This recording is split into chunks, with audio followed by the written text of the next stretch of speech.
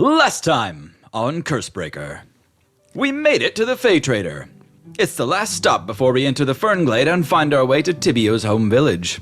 We were greeted kindly by a Fey gentleman named Dolly, who showed us a great deal of hospitality. Then Holly showed him a great deal of holly. The rest of the party took a bath with Gaspard, then they all met up to go shopping in the curated magic item shop upstairs. It won't be long now before we're into the woods, and the Fernglade is sounding spookier by the minute. I'm scared. Hold my hand.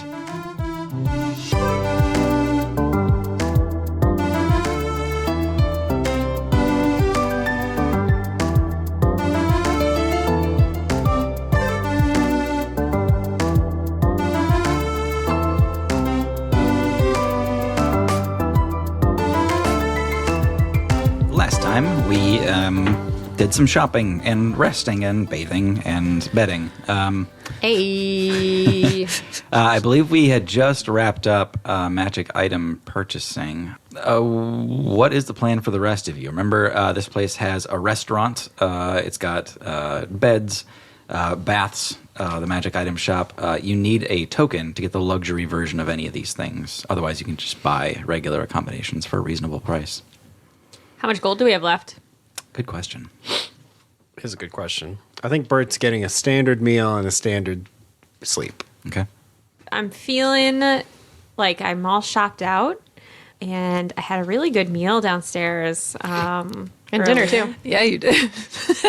Yeah, it was really good. But what do we have collectively, Thibiaut, left?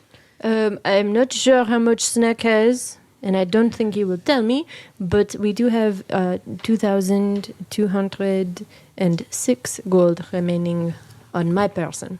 Okay, that's pretty good. You are all quite wealthy, aren't you? Yes. Doing quite well for yourselves. Say, Thibiaut, I do have a question of our soon-to-be destination. Yes, what can I answer? Is my attire going to offend your people? Are we dressed well for this journey? Thibiaut looks down at his own attire and then back up and says, I think that we are all fine. My family does not place such a premium on clothing, accoutrement.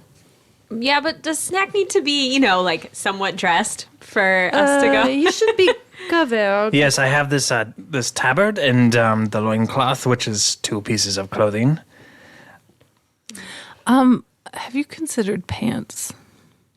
Well, that is what I'm getting at, Uli. I represent a golden dragon now, and I need to Yes. look the part. Hey, I have an old pair of pants we could fix up for you. Yes. Yeah, let's do that. All right. Thanks, Uli. You're welcome. Mark down Uli's old pants in your inventory. They are not in the best shape, but they're better than a loincloth. Uli's holy pants. Are you worried more about etiquette or sticking out, Mr. Snack? What's sticking out? Being out of... What are you Sorry. getting at, Bert? Are you... I mean, being out of place. Yes. Like, are we going to be okay having our bones on the inside? Ooh, I didn't even think about that. No one in my village has their bones on the outside. They are just wearing other bones. Do I need to find some bones right. then? Yes. No, you do not. You do not. I do the- have some from years ago. Let me just grab them. I You don't... do not need to have a bone suit like I do. It's not like we have never seen non-necromancers. I, for one, love the way you say necromancer, Thibiaut. And Holly, smiles down at, or I guess at Thibiaut. She's not, they're at the same height, but Merci. anyway. Did you just rip was a that hole noise? for your tail? Yeah. Well, that was the wrong side. It's fine. It's probably fine. Yeah. You have a tabard, so... Yes, of course, yes. And, this is actually quite convenient. I'll be right back. Snack goes to Tinkle. 5 minutes in, we got a snort. Yeah. Yes. I wasn't can see expecting that. Shut up. I just didn't expect the word tinkle to come out of your mouth in Snack's voice. Oh, man. So I think we heard that Bert was going to do a standard sleeping arrangement. Yep. Yeah, me too. Do the rest of you need a standard or luxury meal or luxury beds? No. Can I interest you? I will snack, of course. Will. I want to eat dinner. A meal would Standard, be nice. Standard dinner. Okay. It would be unbecoming of a dragon such as myself to not treat all my allies with a wonderful, luxurious meal. That would be so Oh, nice. I like this new snack.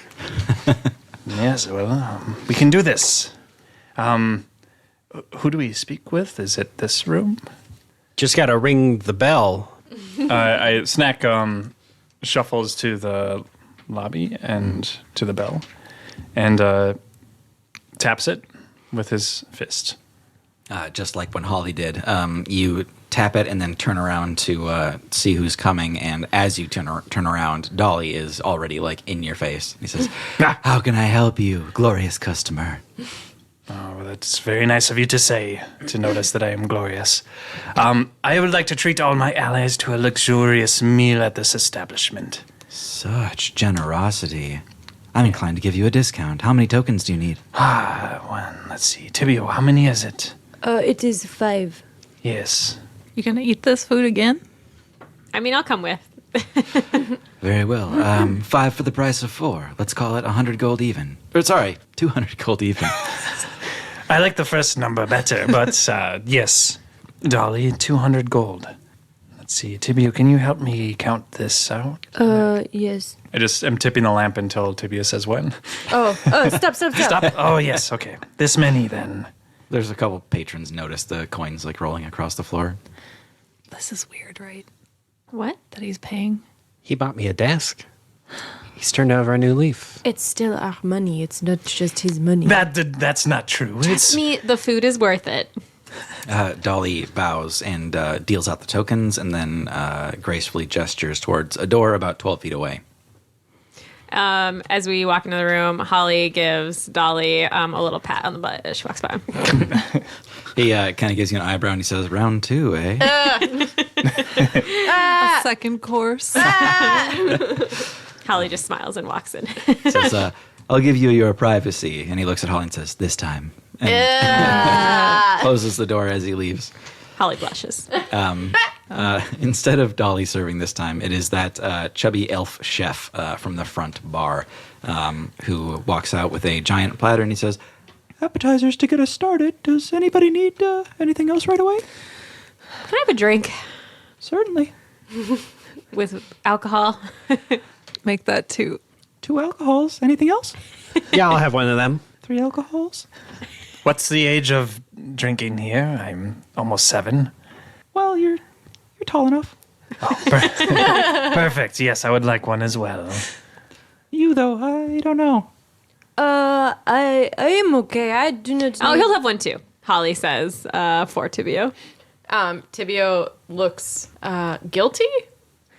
Like he's not sure that he should be drinking. Yeah, he says, "I'm going to assume that's your mother. I'll be right back." Thibiaut, it's gonna be fine. Have you drank before? Of course, I have had a drink before. I don't know. Close to home, I was feeling a little.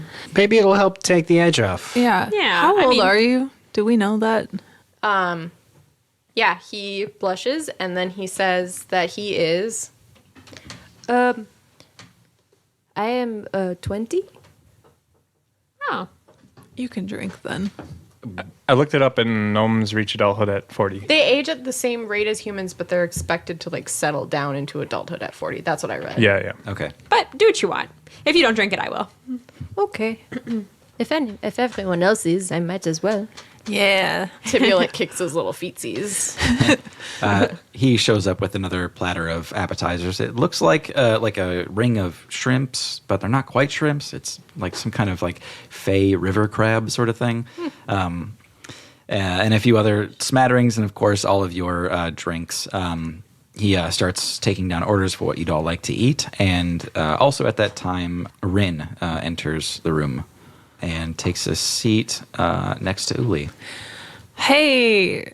Hey, no, this is fine. I thought I had a calm quiet meal to myself, that I spent almost all my money on. But sure, I'll spend it with you. You sat next to me. No, I know. I'd already bought the token by the time I opened the door, so. Yeah, there's tables over there. You don't have. Okay, that's fine. Yeah, he orders up a drink, and he's not like super chatty, but he is. You can tell that he's like pretending to be like annoyed with you, and seems to enjoy your company well enough. I will pretend to be annoyed back. At a point in the night, he does ask about your behavior, your snaps and outbursts, and just how that whole process is going. Yeah, it hasn't been my main focus. Still haven't learned how to spell sculpt. Well, I take it that you being here means you're about to go in the Fernglade, yeah? That's the plan. Okay. He like finishes what he's eating and wipes his face with a napkin and pushes his chair back and he stands up and says, "Then you're going to need to learn to spell sculpt before you go in there." And he's still chewing on something and he gestures for you to stand up. Oh, right now. He just nods. Do I get to finish my meal? No, you're like halfway through. Should we maybe take this outside? I don't want to say I'm worried exactly. He's like still chewing and he motions for all of you to move the table off to one side of the room. No, we paid a lot of money for this. Snack paid a lot of money. Yes. He's still chewing and he looks at you and he says, "Exactly. You paid a lot of money to be here. You can do what you want." Rin, no. Holly, is this where you and Dolly are they doing the same On the thing? table? Or Why don't you guys, we'll finish dinner, Rin, and then you can do what you will with Uli, if Uli consents. It's dark out there. Well, I'm sorry, a little darkness is hurting your frail sensibilities. He points at Holly and says, "You haven't been in the Fernglade yet. You don't know what it's like." That's right, I don't. We're not going out to the Fernglade. He gives up with the whole thing in the dining room and says, No. We're not going into the Fernglade, especially not this late at night. But yeah, we could do this on the front porch, I suppose." Okay. I drain the rest of my drink Okay. and shove a few dinner rolls into my mouth and Yeah. follow him out. Yeah, so they head out to the front porch. The rest of you are still kind of sitting in there. Bert looks around for the fire exit. There actually is only the one like entrance. God. The other way goes into the like kitchen area. Okay. Yeah. it's Well, okay, just- Bert. What are you looking for exactly? Just in case we need to make a quick exit. Oh, I can make holes. We will not destroy I'm not gonna this ask about that tavern. one. Okay? Nope, none of that inside, boys. Well, if we need to, it's just good to know for all of us to know. Why don't we finish this lovely meal? Thibiaut, how's your drink? He takes a sip of it, and are these drinks all the same drink, or are they like personalized to the? I think they're personalized to what the chef thought you would want. Okay, so mine is purple and is very fruity, and it's got a swirly straw in it. And he takes a couple bites of his food, and he goes, Should we go watch Uli? Yeah, we could. You guys all done eating? I am. Just a minute. I can take much of this with me. I go to the door and I pass the person who's in there. The like attendant or whatever. Yeah. And I ask, Excuse me, can I take my drink outside? They say yes. They nod. Yeah. I say, "Oh, thank you," and I keep walking along. They see Snack like loading up a bunch of food. I'm using the tablecloth as like a sack. Okay. Oh my And I'm gosh. trying to stuff it into the lamp under the table. Holly quickly follows Thibiaut, also carrying her martini. So cultured. The attendant looks at you, Snack, and he like rolls his eyes and then like makes a hand gesture as if like hurry it up. And he just says, "We're not going to give it to anyone else. You can take it." Oh, well, of course I knew that, so that's why I'm doing this. I was just under the table because it's very bright in here. Yes, we're sorry about that. And you see his eyes dart over to one of the windows that has heavy curtains drawn over it. I'm going to have everybody in the room make a perception check and Snack take advantage. 15. 18. Oh, thank God. Okay. Yeah, so Bert, actually, on your way out, you take a look at this curtain and see a little sliver of daylight coming through. Getting closer, you realize that this room betrays the actual time of day. When you look outside here, it's actually sort of dusk, and it's well past nighttime in the real world. Bert kind of does a double take at the window and on his way out. Garçon, do you have the time, please? I want to say he doesn't like that. He kind of like looks into the bar and then looks into the luxury dining room and gives you kind of a quizzical glance. Do you know what time it is? It's just past 10 p.m., I believe. That's what I thought. What are you getting on about, Bert? What is this with time? I'll tell you later. Okay. So like 10:30 or? Let's go watch Uli burn this place down. Yes, of course. Yeah, you all make your way outside. Uli is standing on this front porch, and Rin is inexplicably taking his shirt off. Hey, why don't we just keep our clothes on? Says, I don't want to risk this shirt if it does get rough. Right. It's a very nice. Down to it. He like throws it at you, Thibiaut, and it just like hits you in the face. I like hold my drink out like far away so that it doesn't spill, and then I take the shirt and I gently fold it and hold it. Is there anything in particular you wanted to teach me? He nods emphatically, and he says, stand back there. I'll show you first, and then we'll No. have you give it a try. No, I don't like letting you have the first. Oh, no. I'm doing it to myself. You're not going to interact for this one. Did we get any bonuses for eating that meal that we paid for? Yes. So anyone that didn't already have it gets 1 point of inspiration. You can only have one at a time. Okay. What? And then you also get a 20-point HP shield. That Oh, just yeah. goes away after it's expended. Do I get like a little extra since I got it twice? Like 5 more? I'll give you 5 more for Oh my dessert. God. Well, anyone that got a bath is also immune to fear for 24 hours. Okay. Is it too late to retcon doing something in the dining room? Maybe. I want to drop something in there, like Ooh. a quill. Okay. Can we do that? Sure. Okay. Yeah. On its way out, Bert slips a quill underneath one of the tables. You did it so stealthily that not even the DM noticed. Do give me a stealth check for that, actually. Okay. I think that's a dirty 20. Okay. Rin is standing at one end of this porch. He gets like real philosophical on you real quick. He like locks eyes with you, Uli, and says, "The weave is a flowing river." Ollie's like nodding, like, yeah, man. I yawn.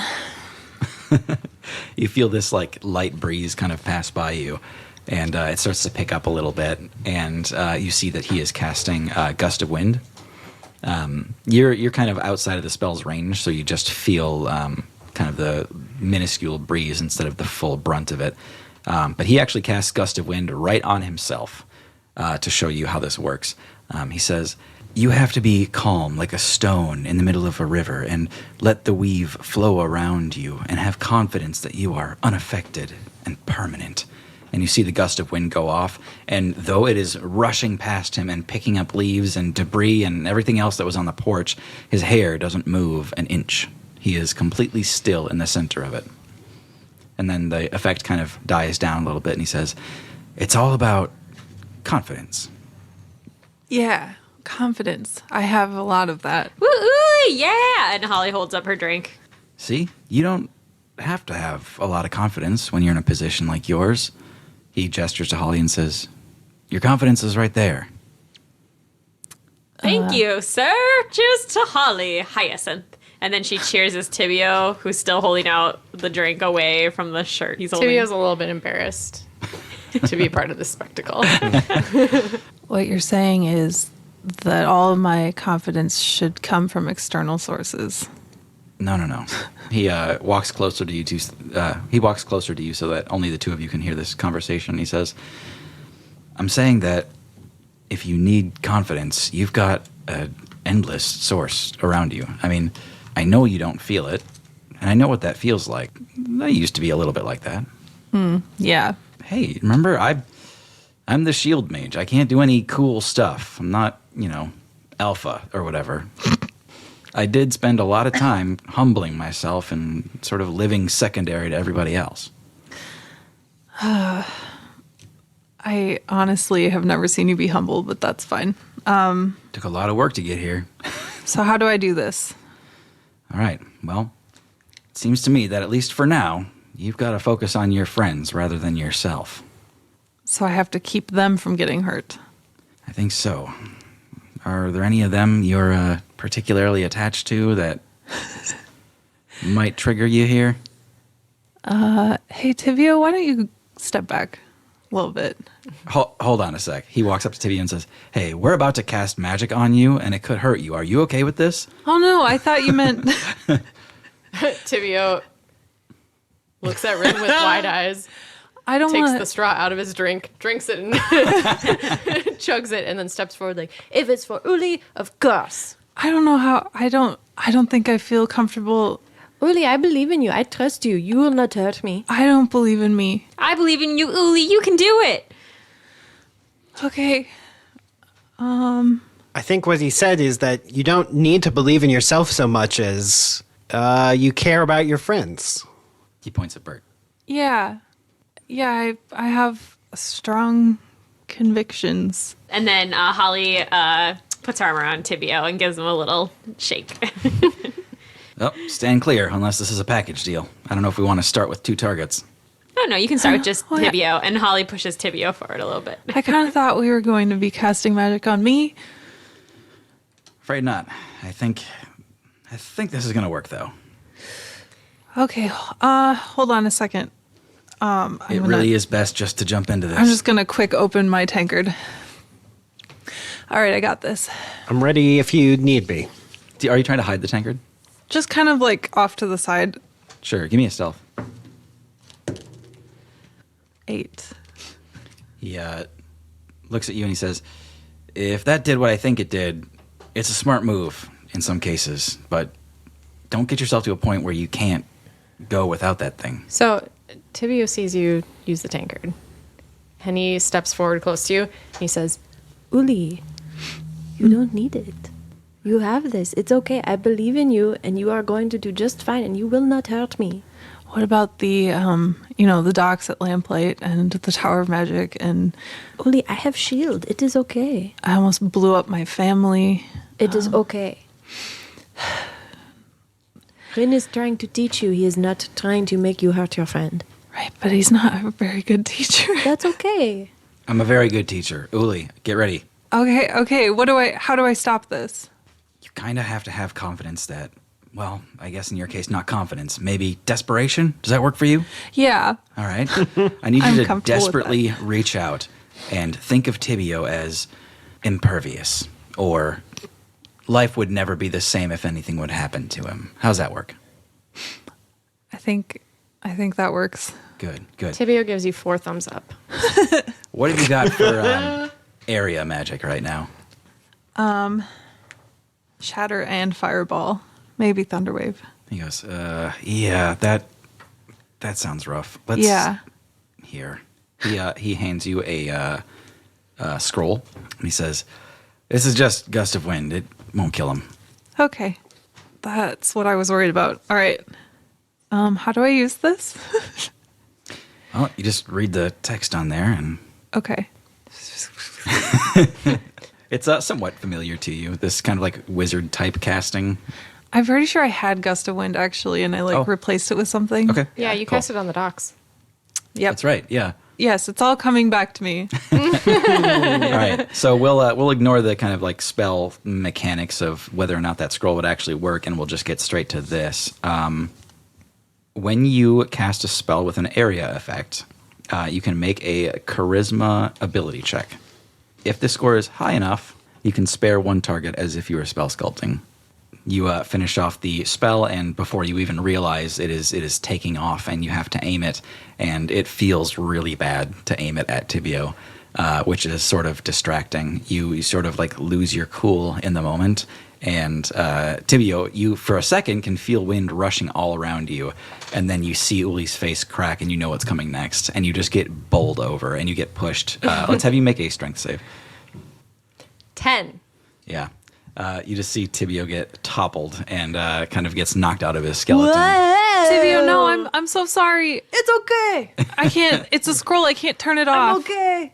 The skeleton like fumbles you like a football and like keeps you in the air for a second.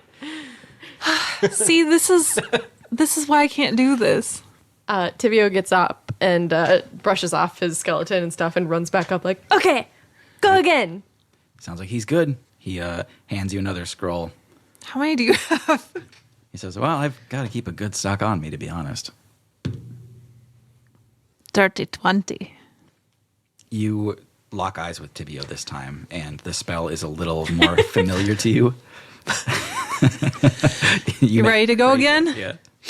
Yes. Ready when you are. All right.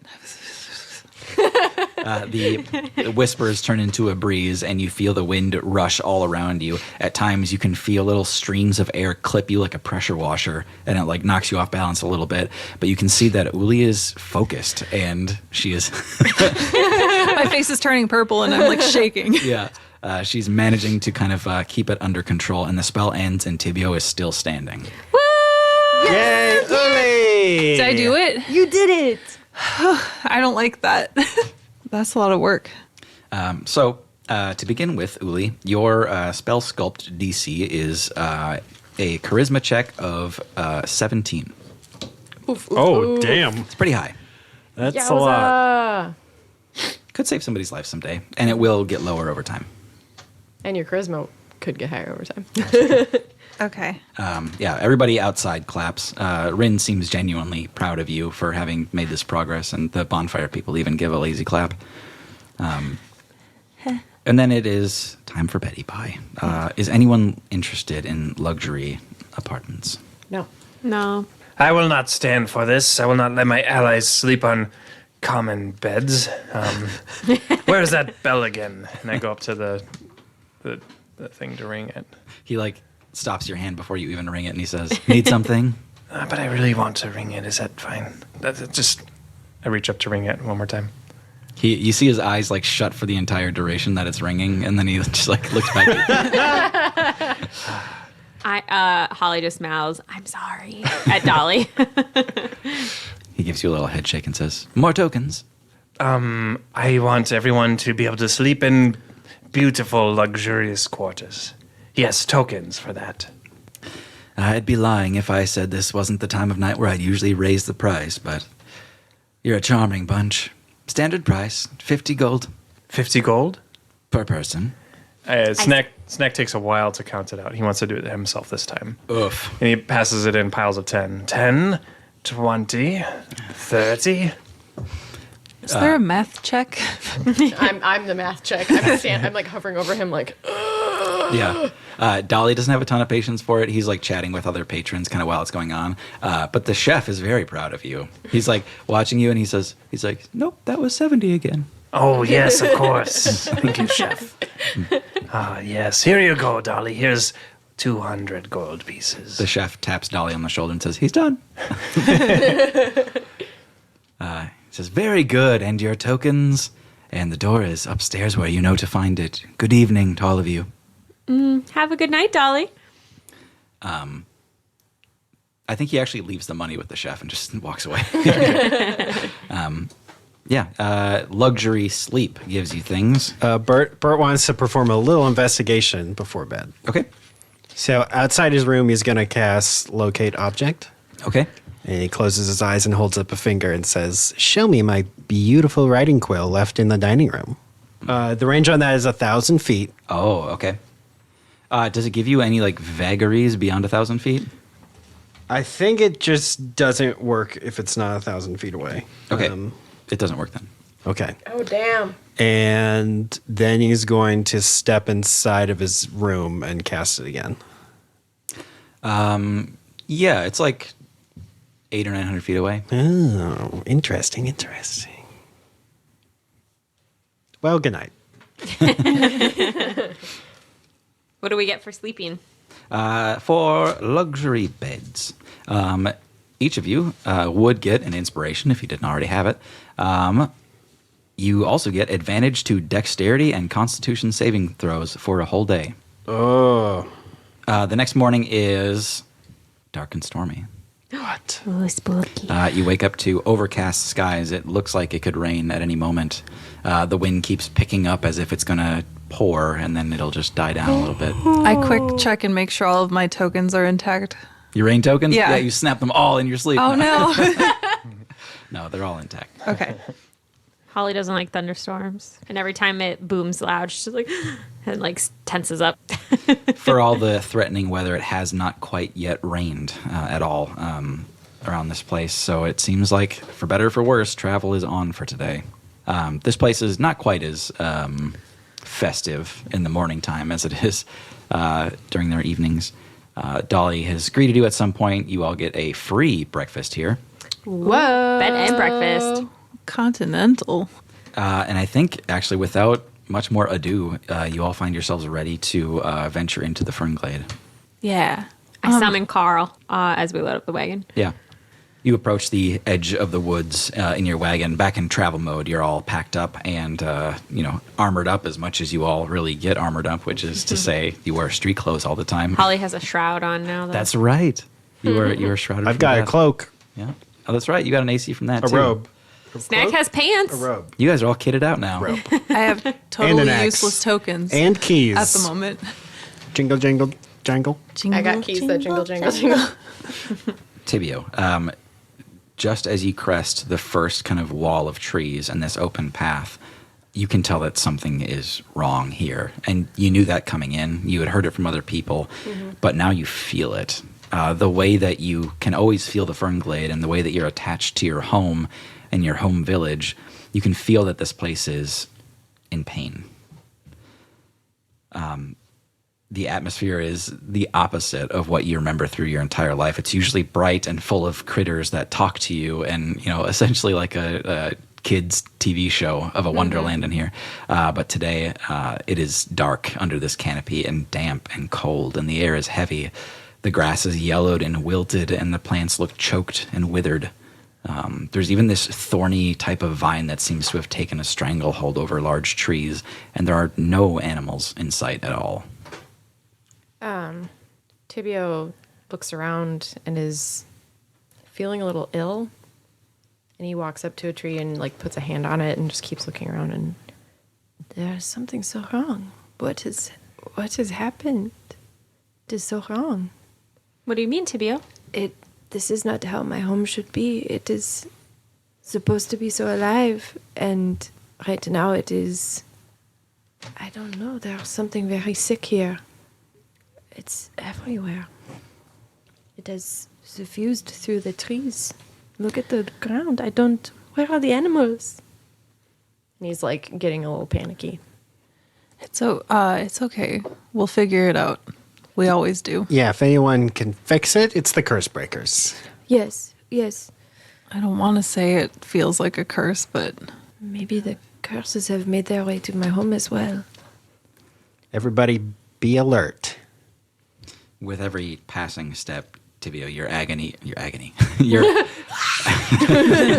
your anxiety is compounding, and you can feel this sickness is getting worse the closer you get to home.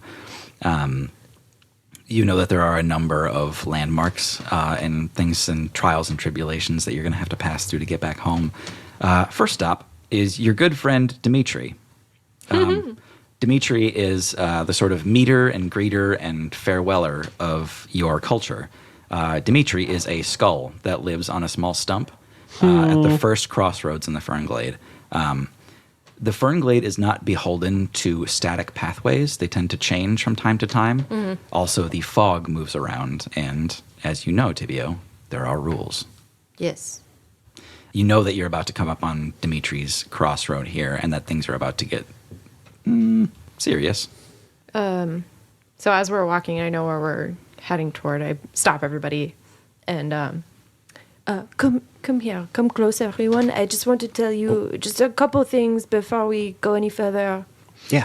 As we are going on our journey, do not go into the fog. You will get lost and you could die. So don't go into the fog. Killer fog, all right?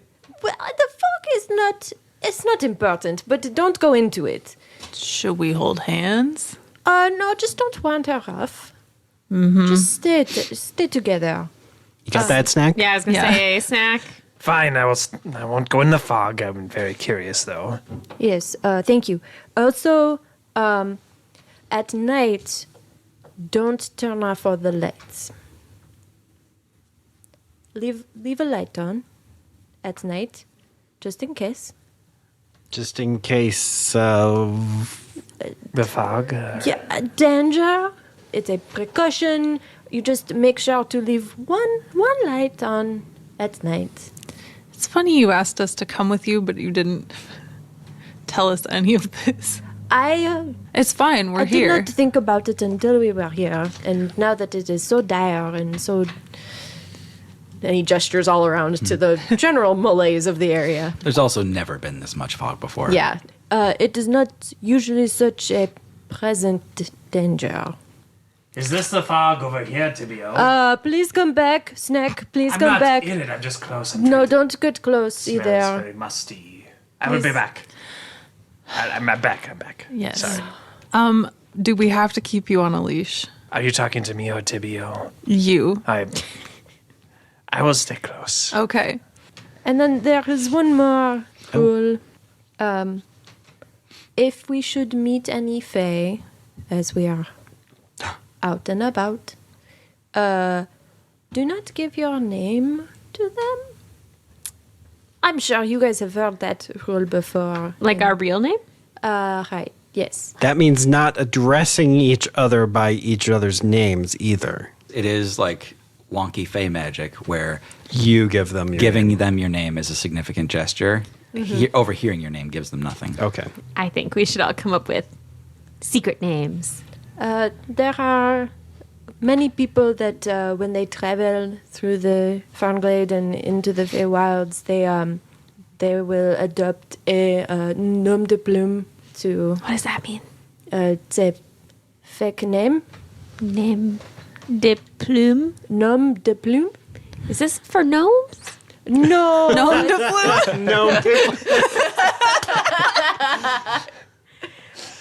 No, it is for anyone. It's like a pen name, Holly. Okay. And it can be anything. It can be just a nickname. I'll be Wolf.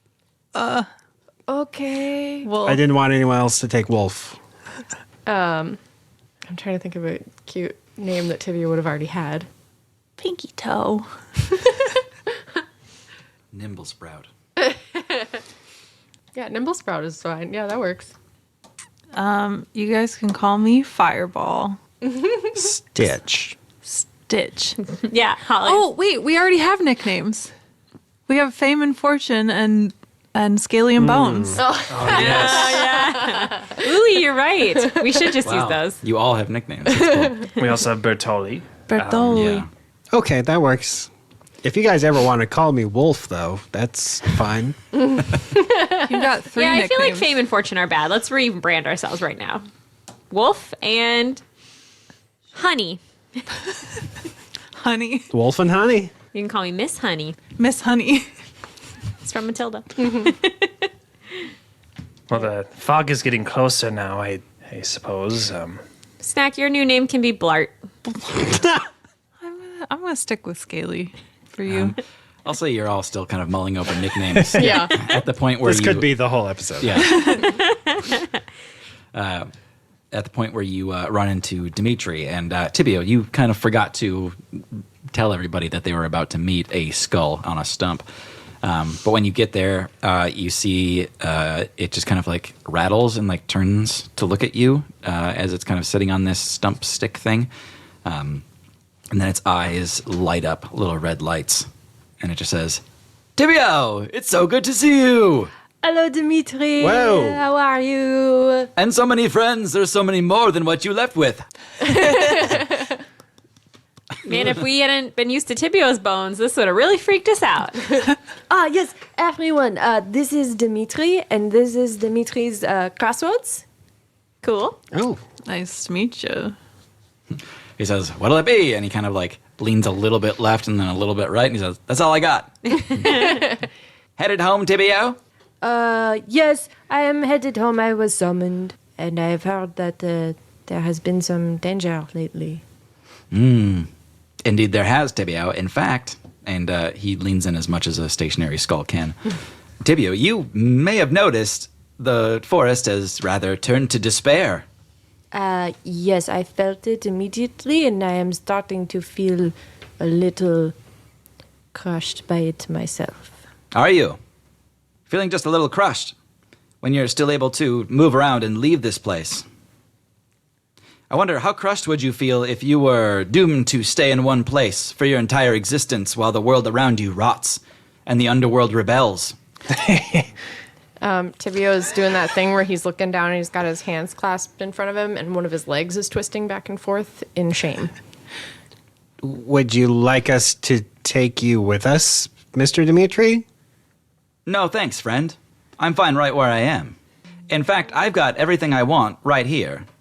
Thibiaut, you know this is all your fault. Whoa, that is a big accusation. Hey, now. Ollie, he is not wrong. No, you're not going to let a skull talk to you like this. It is kind of my fault. What, for living your life? That my eternal soul will burn in agony for the rest of my existence. The post has been abandoned, Thibiaut. Your family has failed the Fernglade, and you will pay! And it explodes into green flame and begins to hover above the stump. Let's go. I need everyone in the party to make a dexterity save as a fireball erupts between all of you. We all have advantage on it. Yeah, you do. That's good though. Oh, no, it's not. Nope. Did you roll 2 natural ones? Yes. What the fuck? 2 9s. I rolled 13. I Okay. don't know. Anybody get higher than that? Nope. Nobody succeeded. Fucking Christ. We were not ready. I hate Dimitri.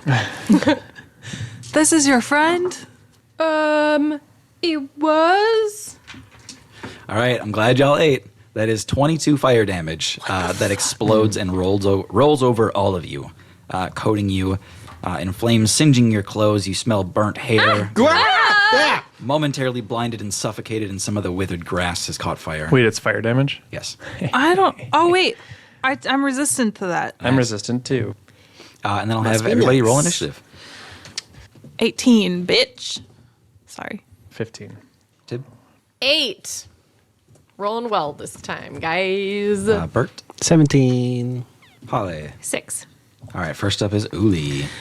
And it's just a flaming skull. It is in fact a flame skull, and it is Just a flaming skull. Is he moving? he is moving. You can see this thing has the power of flight. Great. Yeah. Tibbs, I just need to know if it's okay to kill your friend. I don't know. Thibiaut is on the ground. He is in shock. He is upset. Well, that's enough permission for me. And I will meta magic protection from energy, Thibiaut from fire, Okay. Aw. and then I will pick up a log and smack it. Okay. Okay. Improvised weapon. Yeah. Nice. Nat 20. There you go. Nice. Log. Yeah, roll another d20. See how high that goes. Here we go. It was a 3. Okay. 4 damage. Crit twice. Oh, yeah. 8 damage. 8 bonk. Yep, that's my turn. Okay. And I'll say, leave him alone. Uli picks up a log and knocks the skull, and it just goes like spinning like 5 feet away, and then kind of like regains itself a little bit. And then it does like some like rapid clacking and comes after you, Uli. Next up is Bert, and then Snack, and then Dimitri. Nice one, Uli. Yeah. Kick his ass. Thibiaut didn't come all the way here for a guilt trip, buddy. And Bert unsheaths brain gore from beneath his robe. And kind of cracks his neck a little bit. And He looks at you and goes, "What the hell is that?" gives it the first swing. 16. Yeah, that hits. Yeah. Am I also adding my spell modifier? Mm-hmm. Okay. So 16 damage. Jesus.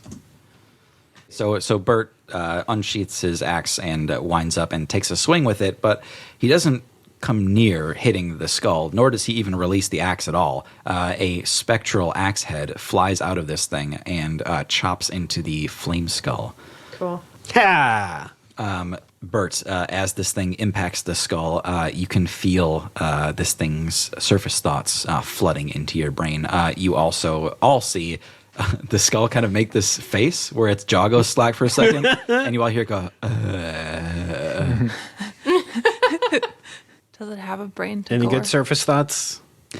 Yes. So this thing is, in fact, in agony. It thinks the forest is doomed and is dying. And it wants to kill Thibiaut for forsaking the entire forest and abandoning his family. Yay. It's Snack's turn anyway. How dare you, Skull? I will hex you. And then cast Eldritch Blast. Without hexing him? Hexing first. Okay. Then Eldritch Blast. Okay. And what's the disadvantage stat? Constitution. Okay. So, 26 to hit. Yeah, that hits. Okay. It was 16 to hit. Also hits. Okay. 29 plus hex is 32. Damage? Yeah. How? 32? My charisma's mod's 5. I So see. 2d10 Damn. plus 10 plus 4 for the genie's wrath, which is once per turn plus 4 to attack plus 1d6. What's the last d6 for? Hex. Oh, that's right. Jeez. Yeah, I mean, So- checks out. Anyway, so I suppose the second Eldritch Blast knocks off its lower jaw and scatters some of its teeth, cracks the skull, and this thing falls to the ground and goes dormant. Sorry. Was that vengeful? I feel like that was well deserved. Is it dead? I mean, it was a skull. Thibiaut starts crawling over. Are we out of combat? Yep. Okay. Thibiaut crawls over to the pieces of the skull and like picks them up and is like crying a little bit.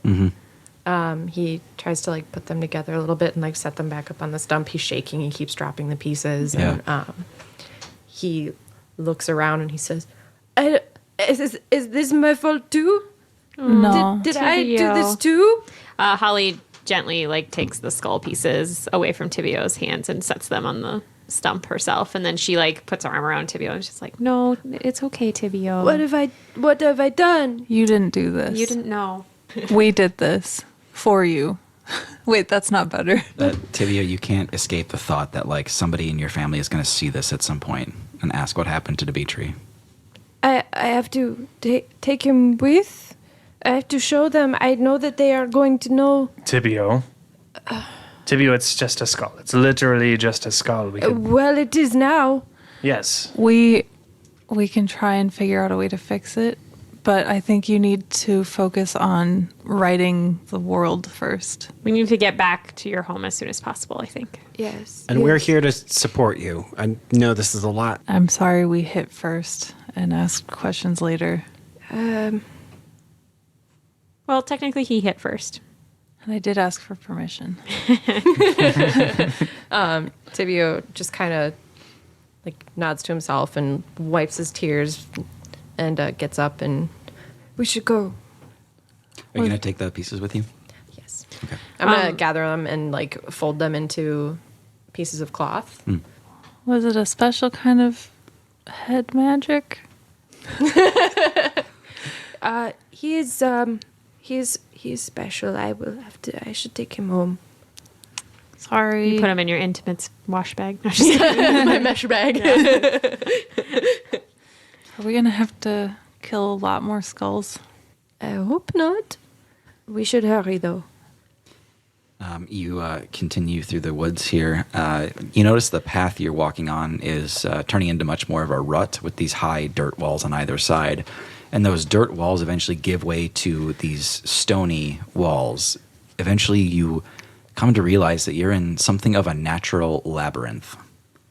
This area is made up of all these winding canyons, only about 10 feet tall or so, built in this almost ornate sort of rocky hedge maze where you're all trying to just find your way through. Thibiaut, you know this as one of the, well, you know this as the point where most normal people turn back. This is the owl tree. Wandering through this stony labyrinth, it does take you a while to kind of like find the right way, even with Thibiaut showing you through. There's even a couple cases where you come into a fog wall and you don't dare pass through that passage and take a different route instead. But eventually you do come out into this clearing. There is a stump in the middle of it. And Thibiaut, this is the stump.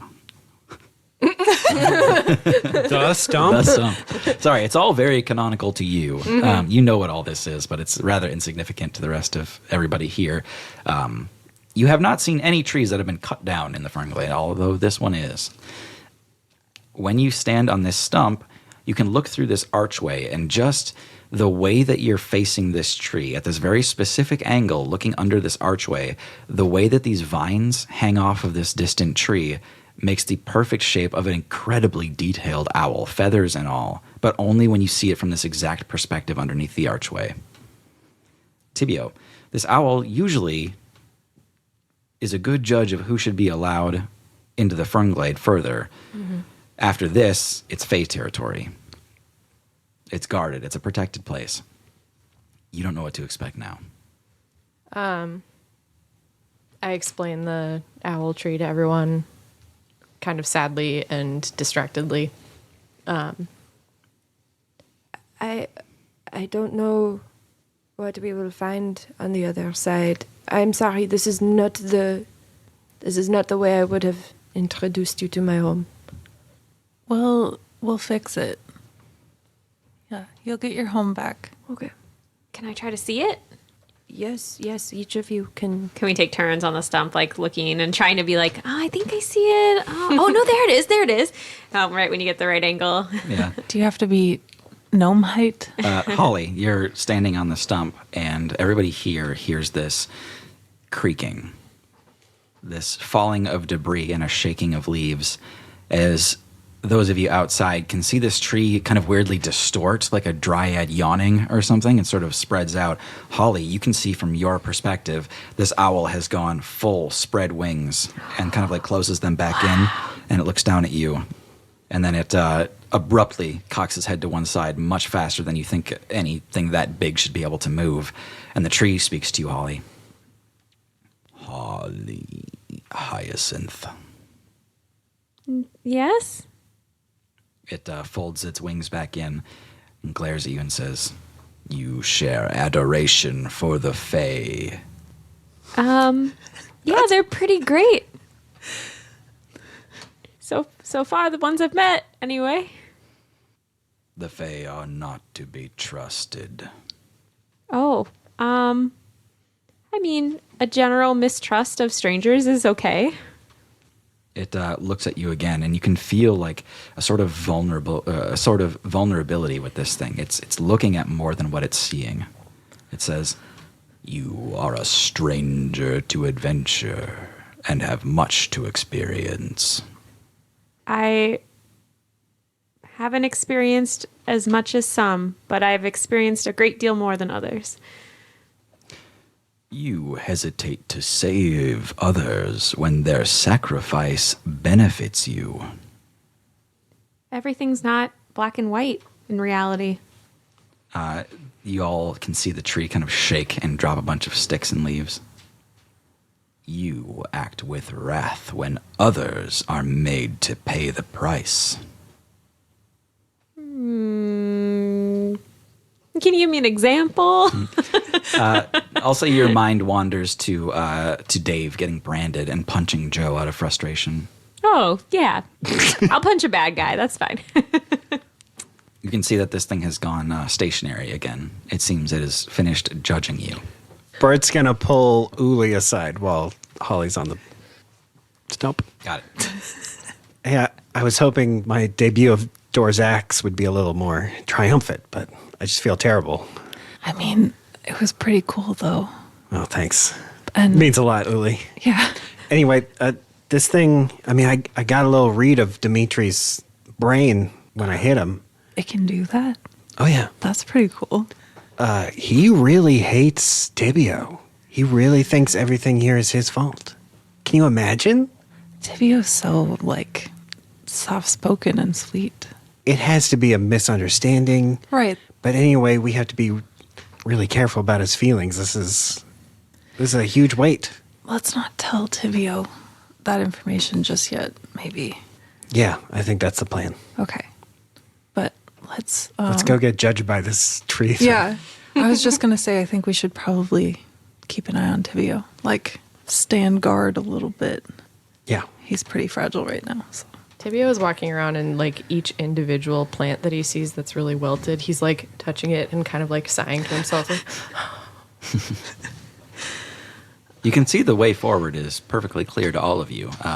You would just walk through this giant hollowed out stump to continue on to the Fae streams. So do we all have to talk to this owl tree? do they check Is that how it works? do it, or do they all just get judged? Typically, If you are judged unworthy or not judged at all, the tree will kind of fey path you, which is Our to say entry. it will send you back the other way. yeah. Yes, you should all do this so that you can pass safely. All right. I guess I feel pretty confident in myself, my worthiness. All right, Uli. Yeah. You stand on the stump. I stand on the stump. You cause wanton destruction wherever you go. Well, Actually, I'm working on that, and it's not really something I could control. See, I'm a sorcerer. I was born with this.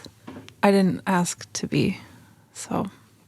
It folds its wings in and extends its neck like super far out to get closer to you. And it says, it does the like full like 180 upside down head thing and says, "Do you believe you do more harm than good?"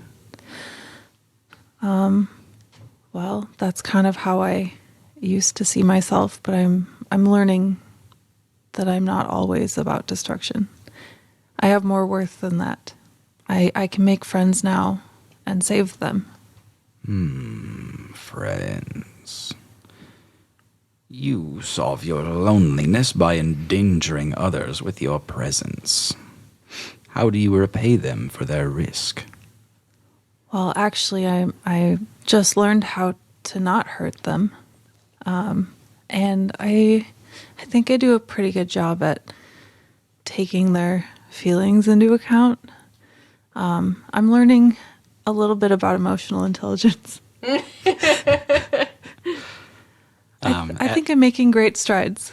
As you continue to talk, you all realize that for a little while now the tree has not moved.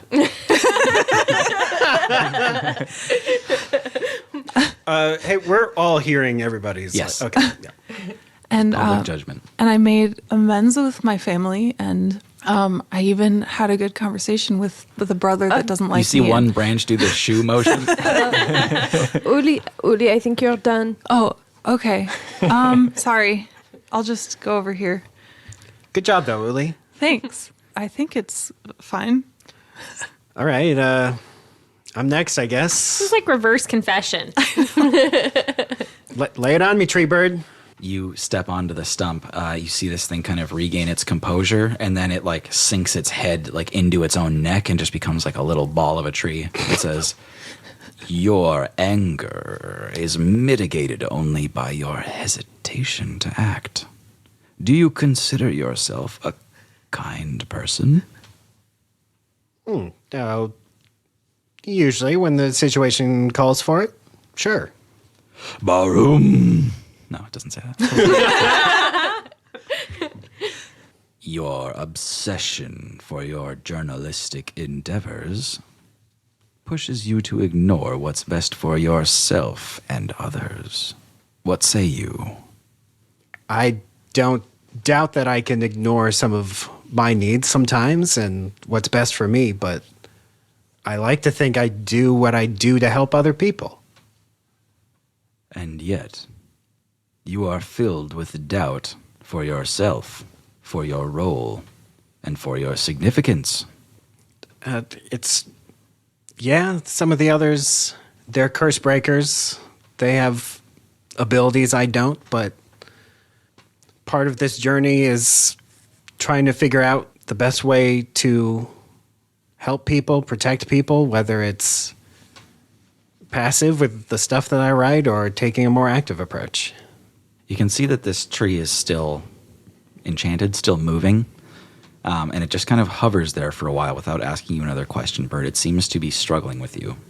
And then you see it kind of reset into its default position with its wings tucked in and releases you from its judgment. I think I did it. Snack. I don't want to do this. I'm just walking through. Screw you, bird tree. I care not. What do you say? Snack tries to walk through. Snack, you walk into this log, and it starts to get dark in there, and there's, of course, light at the end of the tunnel. And when you pop out, you're staring at your party. How did you guys get over here? Oh, wait a second. Remember, Snack, you have to. I will put a leash on you.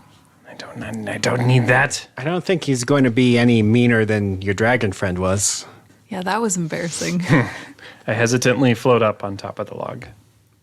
And I am like not looking directly at him, looking off to the side. As soon as you touch down on the stump, you all hear this like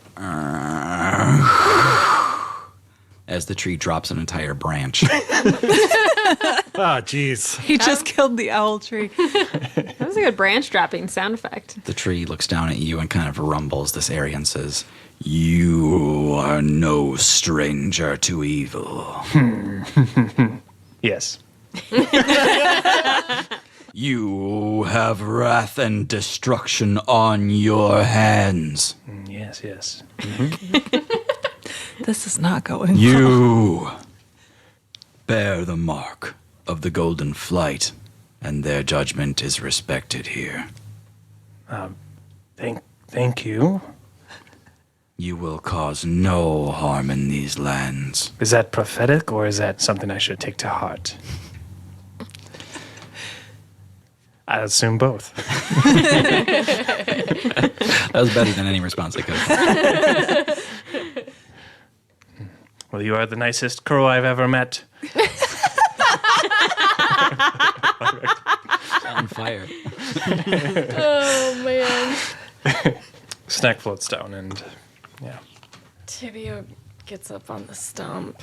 Thibiaut, I think you're anxious and you're getting ready to get onto the stump. Mm-hmm. And before even getting there, it begins to talk to you. You have eluded your duties. I know. The forest is suffering. I see it. The dead have rebelled. The Fae have become ruthless. Thibiaut, there must always be a warden of the dead. For this reason, I will grant you passage, but I will not guarantee your safety. I understand. The underworld is furious with you. You must seek to make amends. I will do anything.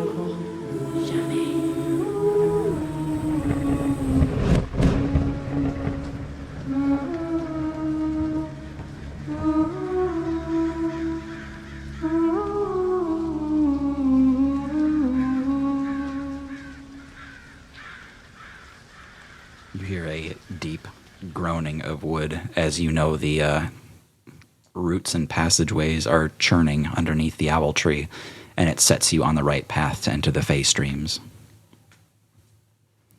Thibiaut, like, kind of stumbles off the stump. Are you all right, Tibbs? I have done something horrible here. I did not think it would be so bad. It is my responsibility to fix it. But whenever you're ready to talk about it, we'll listen, and we won't judge you. Thank you, Bear. Snack might judge you. Perhaps. I think he will have to understand it. You pass over into the Fey streams.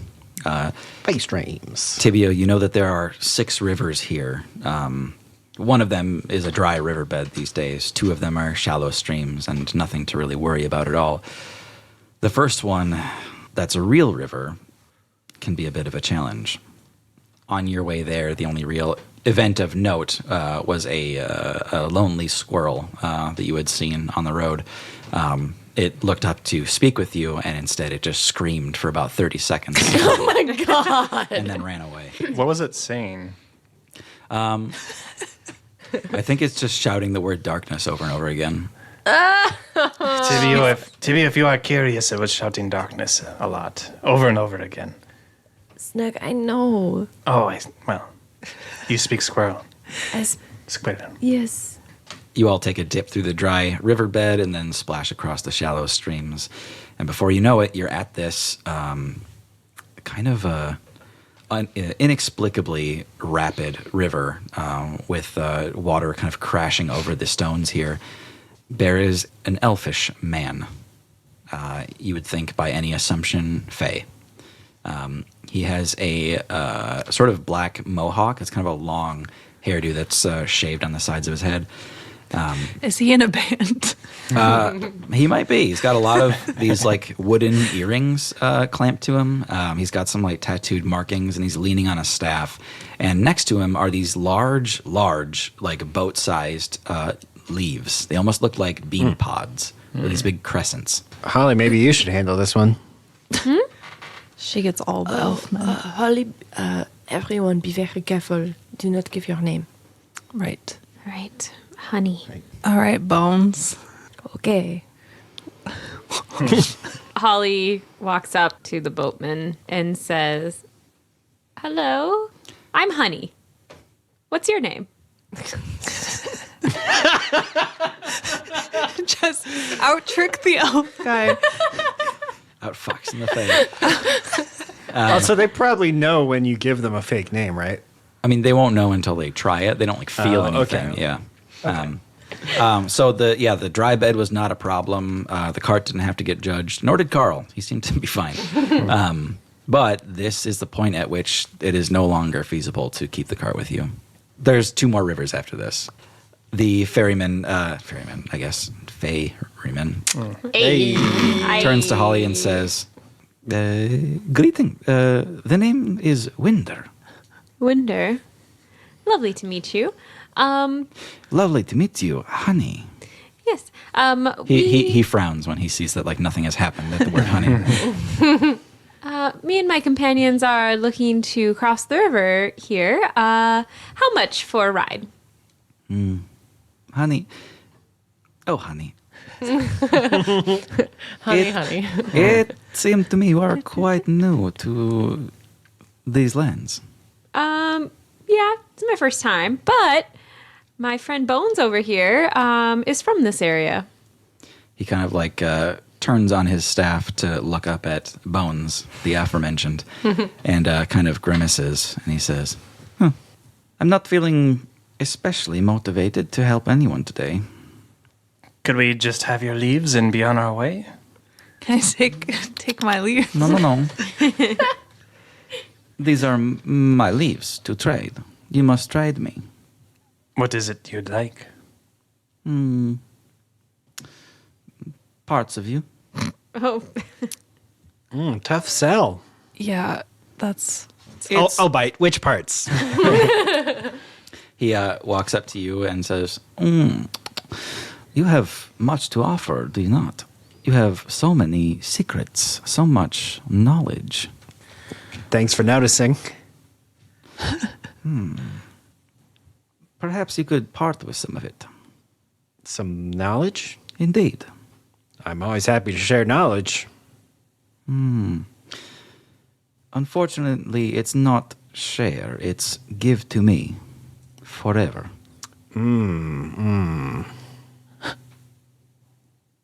Do you understand now? I think I do. And I don't love it. Bones, how do you usually get over this river? In the past, he's usually done it for free. Something has changed. Usually there is less of a transaction. What if we had our own boat? I have a boat. How rapid is this river? It's pretty choppy. I have a paper dinghy.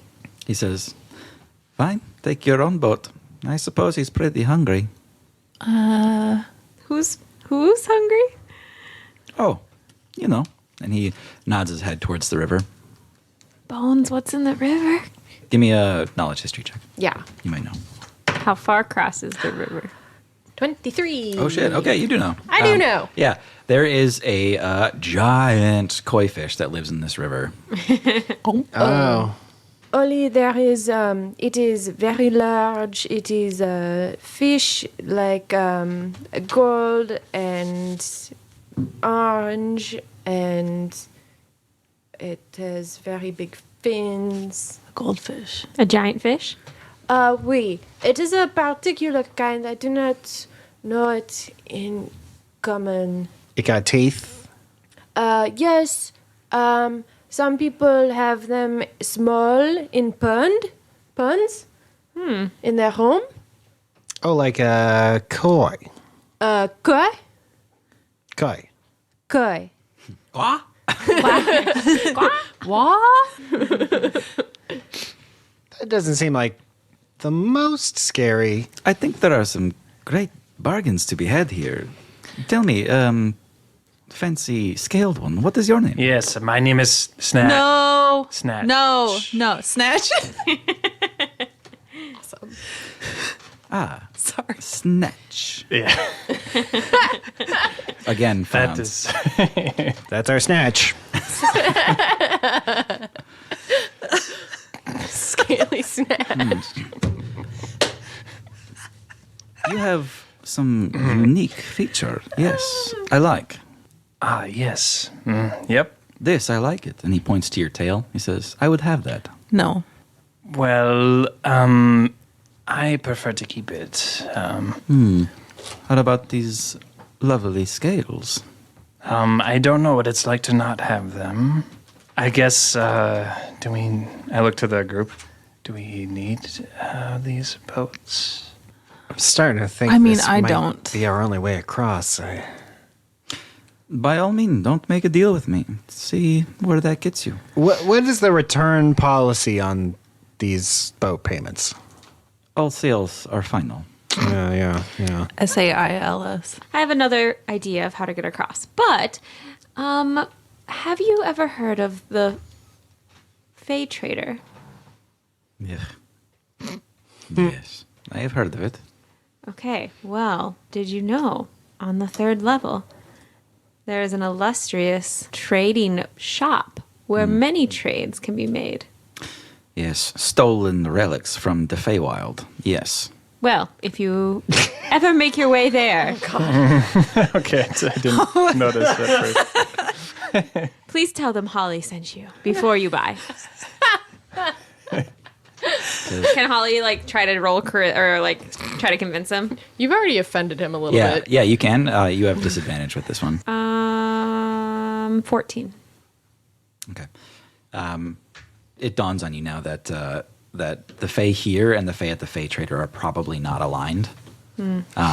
He says, I have no interest in buying back that which was stolen from my people, nor do I have interest in seeing anyone who resides in the Fey Trader. However, if you do make it back to the Fey Trader and you find my sword, I would have it back. Your sword? Indeed. What did it look like? A short blade of Fey make, of course, but he's good with magic. I'll have to keep an eye out for it. I don't remember it. As for you, I think, I want this. And he points to the weave thread. No, that's okay. We're going to make our own way. And Holly gestures to the group to kind of take some steps away from... What would you trade me? The overalls are good. I suppose I could take some of your endurance. Nah. I suppose I could take some of your strength. Why would I trade any of that? To survive. Survive. To get where you need to be. Alive. Right. But I could jump across. And I don't need you. Please? He gestures to the open river. Does anyone else want to come with me? You guys just need to trust me a little bit, and we may have to fend off this giant fish, but we'll be fine. We can do that. And Holly casts Water Walk on everybody.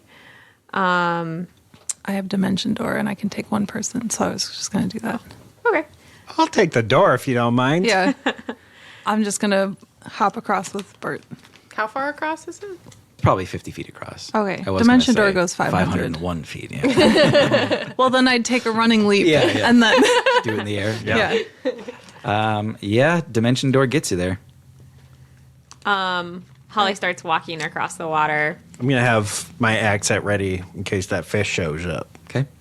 I look at the Fey individual and I say, Your time of swindling travelers will be coming to an end soon. I've come home to fix everything. and I put my little hands on my little hips. That's good of you to say, but things have changed. It's different now. Oh, look, your friend's about to die. And you see Holly almost halfway across the river at this point, just walking. And Holly, it's difficult. The water, these waves, in the river keep kind of lapping up and springing you a couple feet into the air, and you come down hard and have to keep running. I need you to make a dexterity save with advantage. I rolled 2 5s. Oh, my God. Holly And is fish food. I can't use luck because it was already had advantage. I don't think know. you can actually still use luck because I don't think luck is advantage. I think you just roll another d20. Oh, thank God. 19. Okay. All right. So I'm going to say you just take half damage from this. Ooh. Okay, not too bad. That is 11 bludgeoning damage as a tentacle reaches out of the river and slaps you. A tentacle? That doesn't look like a koi, Thibiaut. Oh, bones. Holly feels the tentacle grab her leg, and her ring of revenge that she's wearing. I almost imagine it as like a spectral hand almost over her own hand with the ring on. Oh, yeah. And then it moves her hand and hits it Yeah. almost, it's like a mimics reaction. it. Yeah, Yep. Yeah. Give me a 1d4. +1. +1. Don't forget that +1. 2. All right. Smack back. Yeah. Is it bloodied? You see the tentacle just kind of jiggle a little bit as it gets slapped back. This thing rises from the river, shows you all of its teeth, outstretches its tentacles, and ends the session. Damn it. Holy. Wow, he's incredibly powerful. Yeah. Yes. He has the power to just... Shut it down. You're not playing anymore. Thanks so much for listening. I'm Tim, your DM and your genie. I'm Hannah, playing Holly Hyacinth. I'm Thomas. I play Engelbert FF Wisherspoon. I'm Tara, and I play Thibiaut Famur. I'm John. I play Snack the Kobold. And I'm Maggie, playing Uli.